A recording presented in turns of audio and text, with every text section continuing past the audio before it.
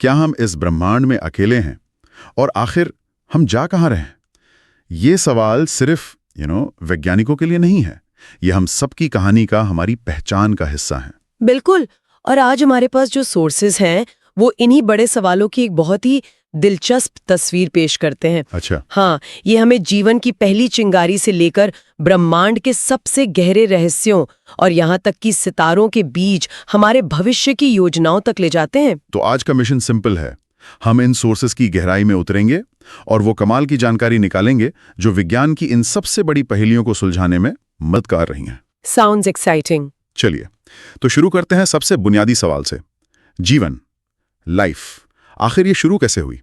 एक थियोरी तो उल्का पिंडों से बने गड्ढों, मतलब इम्पैक्ट क्रेटर्स की बात करती है। हाँ, और ये थ्योरी सुनने में थोड़ी अजीब लग सकती है। हमारे सोर्सेस के मुताबिक जब कोई बड़ा उल्का पिंड पृथ्वी से टकराता है तो एटमॉस्फेयर में जबरदस्त गर्मी पैदा होती है। बहुत ज्यादा गर्मी। हाँ, और इस गर्मी से बड़ी मात्रा में साइनाइड बनता है। एक मिनट, साइनाइड मतलब वो जासूसी फिल्मों वाला जहर? वही। इससे जीवन कैसे शुरू हो सकता है? ये तो बिल्कुल उल्टा लगता है। बिल्कुल, और यही इस रिसर्च को इतना फैसिनेटिंग बनाता है। वैज्ञानिक जॉन सदरलैंड और श्यांग फैंग ने यही दिखाया। देखिए, शुरुआती पृथ्वी पर जब कोई जटिल जीवन नहीं था, साइनाइड सिर्फ एक जहर नहीं था। तो क्या था? वो एक highly reactive chemical building block था। उन्होंने लैब में साइनाइड को पानी में डालकर उस पर यूवी लाइट डाली, बिल्कुल शुरुआती सूरज की तरह। और कुछ ही घंटों में जीवन के लिए जरूरी बिल्डिंग ब्लॉक्स जैसे अमीनो एसिड्स और लिपिड्स के प्रीकर्सर्स वो अपने आप बनने लगे। क्या बात कर रही है? मतलब जीवन के लिए जो कच्चा माल था वो शायद पृथ्वी पर बना ही नहीं। एग्जैक्टली। हो सकता है कि वो अंतरिक्ष से आया हो। उल्का पिंडों ने मतलब डिलीवरी की और टक्कर ने माहौल तैयार कर दिया। वाओ। हाँ, ये एक बहुत मजबूत संभावना है।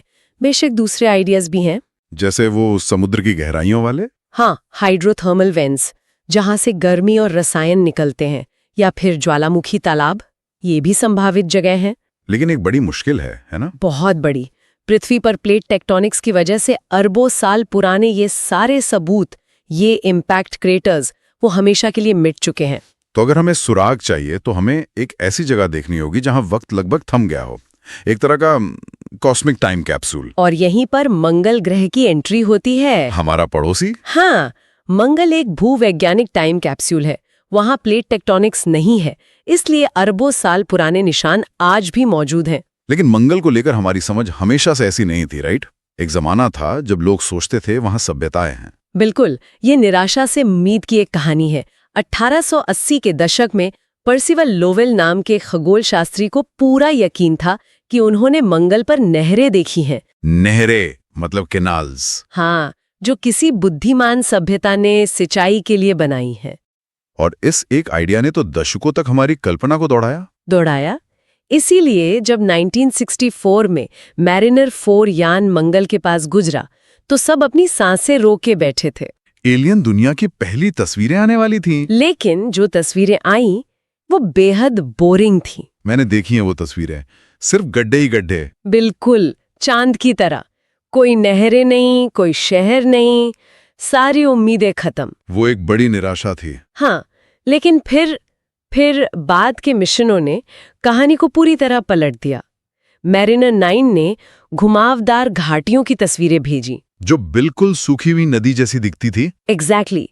फिर वाइकिंग ऑर्बिटर्स ने टीयर ड्रॉप आइलैंड्स देखे, मतलब ऐसे द्वीप जिनके चारों ओर पानी के तेज बहाव के निशान थे, जैसे कोई बहुत बड़ी बाढ़ आई हो। और फिर जमीन पर उतरे रूवर्स, स्पिरिट और अपॉर्चुनिटी, उन्होंने तो जैसे केस ही सॉल्व कर दिया। हाँ, उन्हें वो ब्लूबेरी जैसे दिखने वाले हेमाटाइट के छोटे छोटे गोले मिले जो सिर्फ पानी में ही बन सकते हैं। सही कहा। और तो और उन्हें जिप्सम की नसें मिली। जिप्सम एक ऐसा खनिज है जिसके क्रिस्टल स्ट्रक्चर में पानी फंसा होता है, H2O। तो इन सभी सुरागों को जोड़कर एक ही तस्वीर बनती है, एक साफ तस्वीर कि अरबों साल पहले मंगल एक गीला, गर्म ग्रह था। उसका अपना घना वायुमंडल था, नदियां थीं, झीलें थीं, शायद समुद्र भी। बिल्कुल पृथ्वी जैसा। हाँ, लेकिन यहाँ एक जरूरी बात याद रखनी होगी, पानी मिलना जीवन मिलने की गारंटी नहीं है। सही। जीवन के लिए पानी के अलावा सही रसायन और ऊर्जा भी चाहिए। मंगल पर जीवन था या नहीं, ये खोज अब भी जारी है। ठीक है, तो अगर जीवन एक ग्रह पर शुरू हो सकता है तो क्या वो ग्रहों के बीच सफर भी कर सकता है? ये आइडिया मुझे हमेशा से बहुत दिलचस्प लगा है। पैनस्पर्मिया, हाँ, जैसे कोई उल्का पिंड किसी ग्रह से टकराए और चट्टान के टुकड़े अंतरिक्ष में उछल जाएं, जिन पर कोई सूक्ष्म जीव बैठा हो। और इस सिद्धांत को टेस्ट करने के लिए हमारे पास एक परफेक्ट कैंडिडेट है, टार्डिग्रेड। वाटर बेयर, मैंने इनके बारे में पढ़ा है, ये कमाल के जीव हैं। है ना? ये 1 मिलीमीटर से भी छोटा है, पर शायद पृथ्वी का सबसे रिजिलियंट, सबसे जिद्दी जीव है। ये खुद को सुखाकर एक टन स्टेट में चले जाते हैं और फिर तो आप इन्हें उबाल दो, जमा दो, रेडिएशन में रख दो या अंतरिक्ष के वैक्यूम में फेंक दो, इन्हें कोई फर्क नहीं पड़ता। बिल्कुल। इन्हें इंटरनेशनल स्पेस स्टेशन के बाहर 10 दिन तक रखा गया था, मतलब अंतरिक्ष के खुले वैक्यूम और रेडिएशन में। और वो बच गए? वापस लाकर पानी में डाला तो जिंदा हो गए। कमाल है। लेकिन बड़ा सवाल ये था, क्या ये एक उल्का पिंड की टक्कर झेल सकते हैं? हाँ, मतलब अंतरिक्ष में सफर करना एक बात है, पर किसी ग्रह पर लैंड करना, वो भी एक टक्कर के साथ, बिल्कुल दूसरी। तो वैज्ञानिकों ने इसका भी प्रयोग किया। और ये प्रयोग थोड़ा मजेदार है। उन्होंने टार्डिग्रेड्स को एक गैस गन में लोड किया। एक मिनट, गैस गन में? सच में? हाँ, और उन्हें 3600 किलोमीटर प्रति घंटे की रफ्तार से रेत पर फायर किया। कभी कभी मुझे लगता है वैज्ञानिक बनने के लिए थोड़ा सनकी होना भी जरूरी है। तो क्या हुआ उन बेचारे टार्डिग्रेड्स का? नतीजा दिलचस्प था। कम रफ्तार की टक्करों में वो बच गए, लेकिन जब रफ्तार 0.9 किलोमीटर प्रति सेकंड से ज्यादा हुई, जो कि बहुत तेज है। हाँ, लगभग उतनी ही जितनी तेज इजराइल का लैंडर चांद से टकराया था, तो वे नहीं बच पाए। उनके टुकड़े टुकड़े हो गए। ओह, तो शायद वो सीधी तेज टक्कर तो नहीं झेल सकते। शायद नहीं, लेकिन उनकी ये अविश्वसनीय क्षमताएं ये जरूर दिखाती हैं कि जीवन कितना जिद्दी हो सकता है। और इंसानों की जिद भी कम नहीं है।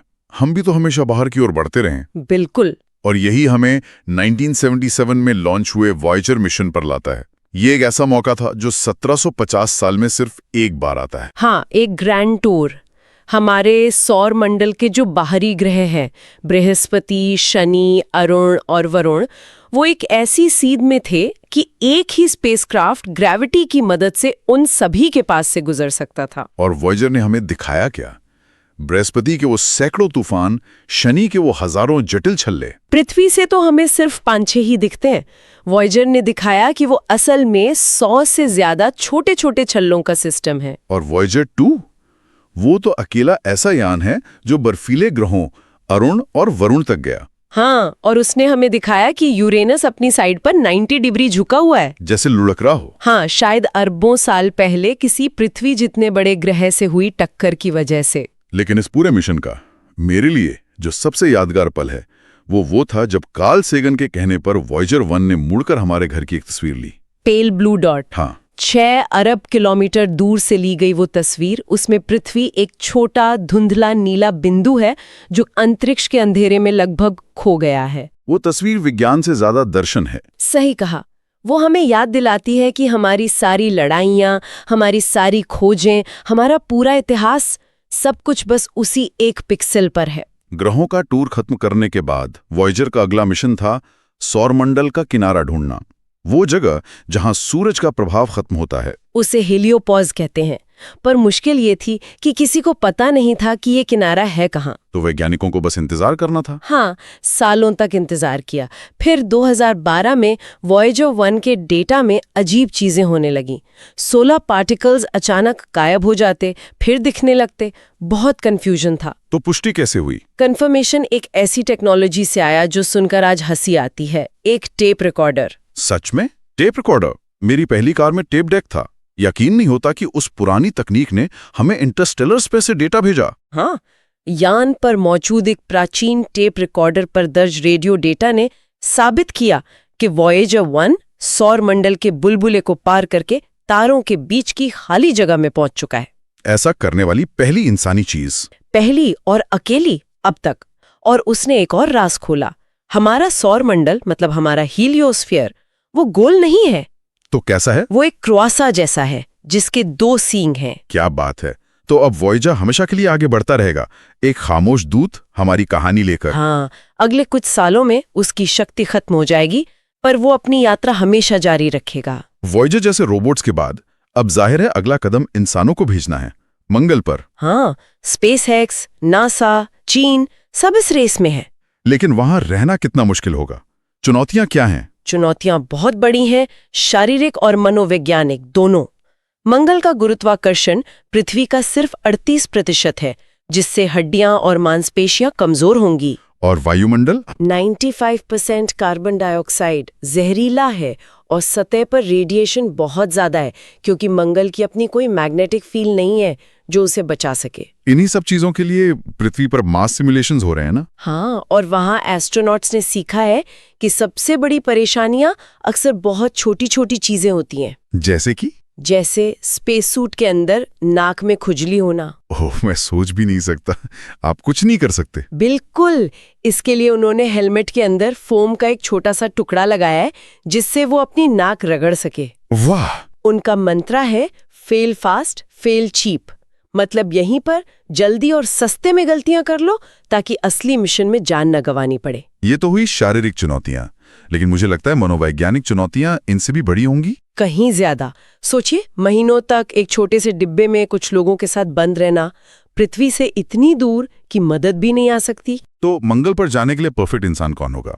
क्या मैं सुपर जीनियस भेजने चाहिए? सोर्सेज बताते हैं कि नहीं, हमें सुपर जीनियस नहीं बल्कि एवरेज जो और एवरेज जेन चाहिए। मतलब ऐसे लोग जो टीम में अच्छी तरह काम कर सकें, जो खाना बना सकते हों, गिटार बजा सकते हों या कोई मजेदार कहानी सुनाकर माहौल हल्का रख सकें। मनोवैज्ञानिक रूप से एक जैसे लोगों की टीम नहीं बल्कि विविधताओं वाली टीम बेहतर काम करती है। और इस पे भी नजर रखी जा रही है ना? हाँ, मैंने पढ़ा है कि एआई का इस्तेमाल हो रहा तनाव को मॉनिटर करने के लिए। हाँ, ये बहुत दिलचस्प है। एक सिस्टम आवाज के पिच में होने वाले बदलावों को ट्रैक करता है। अच्छा। हाँ, क्योंकि जब हम तनाव में होते हैं तो हमारी आवाज का पिच बदल जाता है। हीट मैप्स ये देखते हैं कि क्रू मेंबर्स एक दूसरे से कितनी दूरी बना रहे हैं। अगर लोग एक दूसरे से बचने लगे तो ये एक चेतावनी का संकेत है। और कुछ वैज्ञानिक तो इससे भी आगे की सोच रहे हैं कि अगर इंसान मंगल पर हमेशा के लिए बस गए, हाँ, एलन मस्क जैसे लोग, तो क्या होगा? तो कुछ अटकलें हैं कि कुछ पीढ़ियों में रेडिएशन के वजह से इंसानों में म्यूटेशंस भी हो सकते हैं। त्वचा का रंग बदलना या शायद इम्यून सिस्टम का धीरे धीरे खत्म हो जाना, क्योंकि मंगल पर कोई जर्म्स नहीं है। ये तो साइंस फिक्शन जैसा लगता है। आज लगता है, पर शायद 100 साल बाद ये हकीकत हो। ठीक है, अब जरा और बड़े पैमाने पर सोचते हैं, सौर मंडल से बाहर। ये बात मुझे हमेशा हैरान करती है कि हम जिस ब्रह्मांड को देखते हैं, सारे तारे, ग्रह, आकाशगंगाएं, वो असल में पूरे ब्रह्मांड का सिर्फ 5% है। हाँ, बाकी 95% गायब है। ये कैसे हो सकता है? ये मॉडर्न फिजिक्स का सबसे बड़ा, सबसे गहरा रहस्य है। चलिए इस गायब हिस्से के 25% से शुरू करते हैं, जिसे हम डार्क मैटर कहते हैं। Dark matter? इसका सबूत कहां से मिला? इसका सबूत आकाशगंगाओं के घूमने के तरीके में छिपा है। वे इतनी तेजी से घूम रही हैं कि उनके किनारों के तारे गुरुत्वाकर्षण के नियमों के हिसाब से अब तक बिखर कर अंतरिक्ष में उड़ जाने चाहिए थे। जैसे एक झूले को आप बहुत तेजी से घुमाएंगे तो उस पर बैठी चीजें बाहर की तरफ उड़ जाएंगी। बिल्कुल सही एनालॉजी है, लेकिन ऐसा नहीं होता। कोई अनदेखा अदृश्य गुरुत्वाकर्षण उन्हें पकड़कर रखे हुए हैं। और वो अनदेखा गुरुत्वाकर्षण ही डार्क मैटर है। हाँ, वो अतिरिक्त ताकत ही डार्क मैटर का गुरुत्वाकर्षण है। हम नहीं जानते ये क्या है, लेकिन हम ये जानते हैं कि ये साधारण पदार्थ नहीं है। ये प्रोटॉन, न्यूट्रॉन से नहीं बना। तो फिर किससे बना है? वैज्ञानिकों को लगता है कि ये विम्प्स जैसे किसी नए तरह के कण से बना है, वीकली इंटरैक्टिंग मैसिव पार्टिकल्स। ये कण रोशनी से कोई इंटरैक्शन नहीं करते, इसीलिए अदृश्य हैं। तो अगर आप उसे देख नहीं सकते तो खोज कैसे रहे हैं? ये तो अंधेरे में सुई खोजने जैसा है। बिल्कुल। 2 मुख्य तरीके हैं। एक, जमीन के 1 मील नीचे बनी प्रयोगशालाओं में। जमीन के नीचे क्यों? से बचा जा सके। वहां बड़े बड़े डिटेक्टर्स लगाकर वैज्ञानिक इंतजार कर रहे हैं, इस उम्मीद में कि कोई विम्प कण डिटेक्टर से टकराएगा और एक हल्का सा पिंग सुनाई देगा। और दूसरा तरीका है सर्न की लार्ज हैड्रॉन कोलाइडर में। वहां प्रोटॉनों को लगभग प्रकाश की गति से टकराकर डार्क मैटर बनाने की कोशिश की जा रही है। ठीक है, तो ये हुआ 25% डार्क मैटर। हाँ, अब बाकी का 70% वो क्या है? वो और भी ज्यादा अजीब और भी ज्यादा रहस्यमयी, डार्क एनर्जी। Dark energy? हाँ, और इसकी खोज एक बहुत बड़ी हैरानी थी।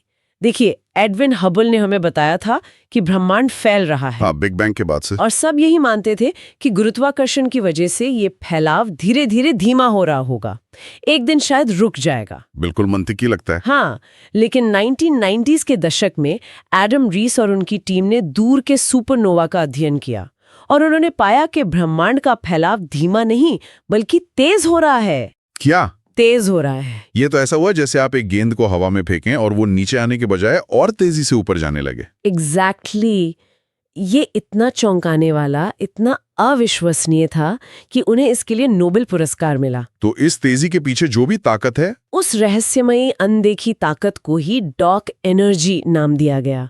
और इसकी सबसे अजीब बात यह है कि जैसे जैसे ब्रह्मांड फैलता है, ये कम नहीं होती, मतलब ये और ज्यादा बनती है।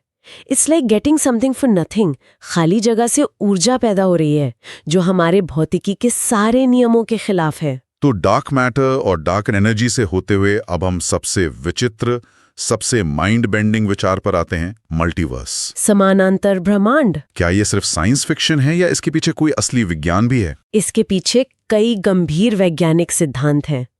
एक तो क्वांटम मैकेनिक्स से आता है जो बहुत ही अजीब है। बहुत अजीब है।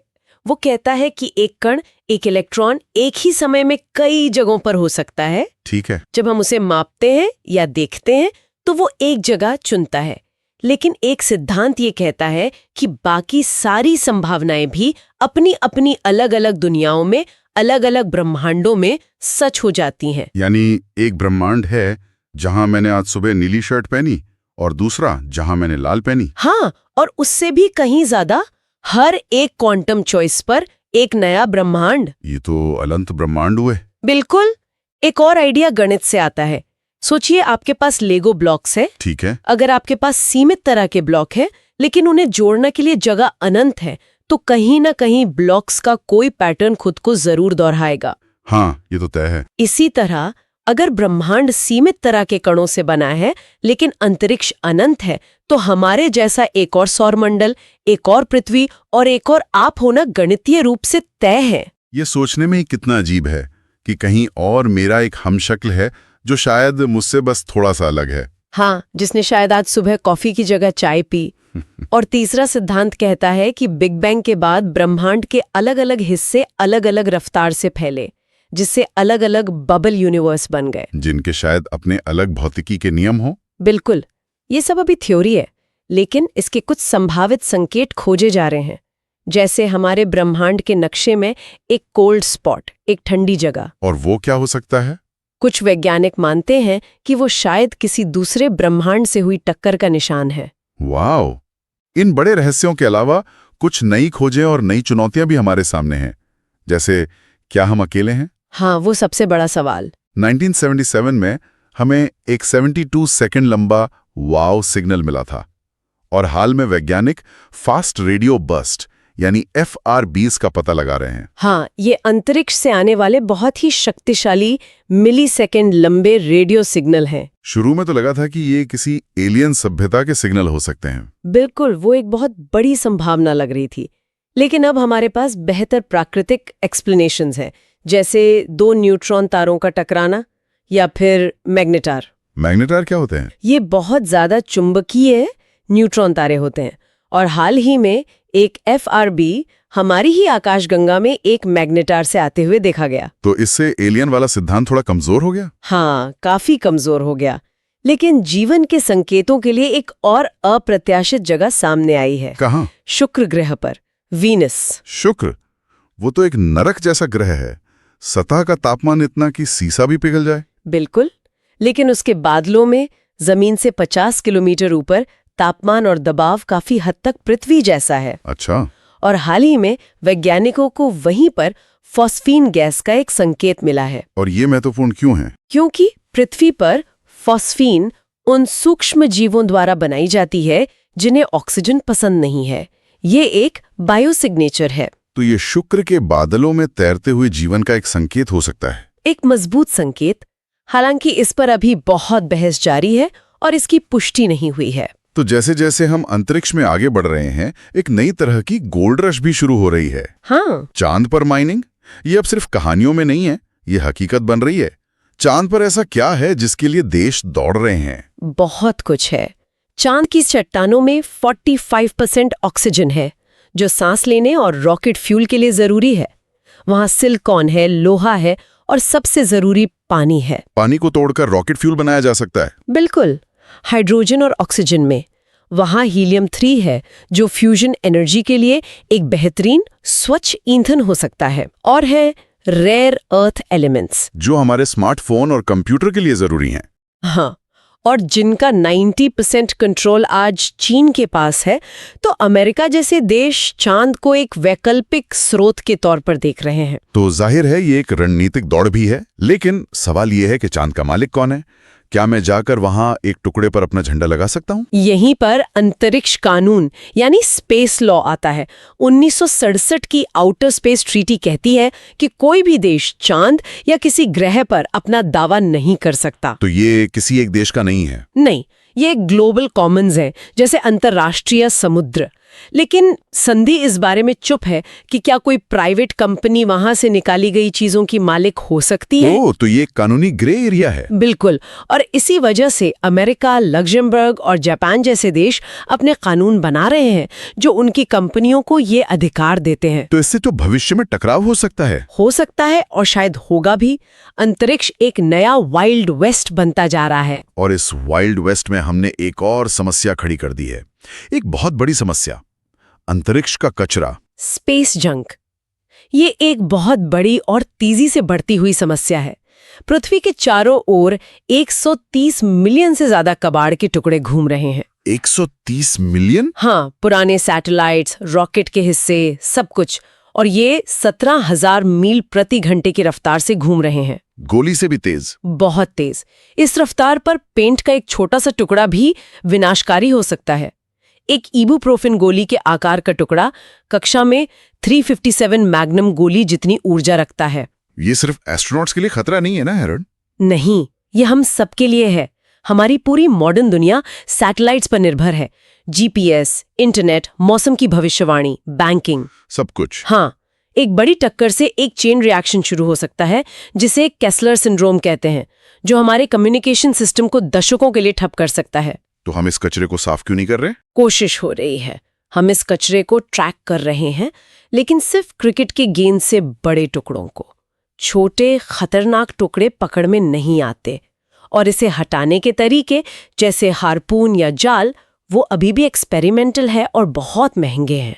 तो हम ब्रह्मांड के रहस्यों को सुलझाने के लिए बाहर देख रहे हैं और साथ ही अपने घर के ठीक ऊपर एक कूड़े का पहाड़ खड़ा कर रहे हैं। बिल्कुल, और इसी जुड़ाव पर आज की हमारी अंतिम और शायद सबसे चौंकाने वाली बात है। क्या है वो? पृथ्वी खुद अब तेजी से घूम रही है। 2021 में एक औसत दिन 0.5 मिलीसेकंड छोटा था। एक मिनट, क्या पृथ्वी की रफ्तार बढ़ रही है? क्यों? जलवायु परिवर्तन की वजह से। ग्लेशियर पिघलने से पृथ्वी की रफ्तार कैसे बढ़ सकती है? इसका क्या कनेक्शन है? एक फिगर स्केटर का उदाहरण सोचिए।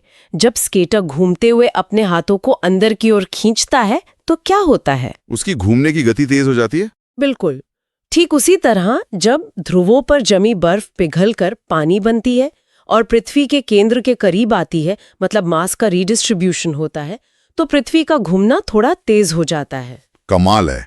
ये हमें याद दिलाता है कि सब कुछ कितना ज्यादा जुड़ा हुआ है। हम सितारों के बीच अपना भविष्य खोज रहे हैं, लेकिन हमारे अपने ग्रह पर हमारे एक्शन का असर हमारी दुनिया की गति तक पर पड़ रहा है। बिल्कुल, हम ब्रह्मांड के सबसे बड़े सवालों के जवाब ढूंढ रहे हैं, लेकिन साथ ही नई चुनौतियां भी बना रहे हैं। अंतरिक्ष में कचरा, चांद पर कानूनी लड़ाइयां, और हम ये भी सीख रहे हैं कि हमारा अपना घर हमारी सोच से कहीं ज्यादा जटिल और ब्रह्मांड से जुड़ा हुआ है। और इसी विचार के साथ हम श्रोताओं के लिए एक सवाल छोड़ना चाहेंगे। ब्रह्मांड में हमारी जगह के बारे में वो कौन सा एक रहस्य है जिसका जवाब आप सबसे पहले जानना चाहेंगे? डार्क मैटर क्या है? क्या हम अकेले हैं, या क्या सच में एक और ब्रह्मांड है जहां आपका हमशक्ल ये सब सुन रहा है?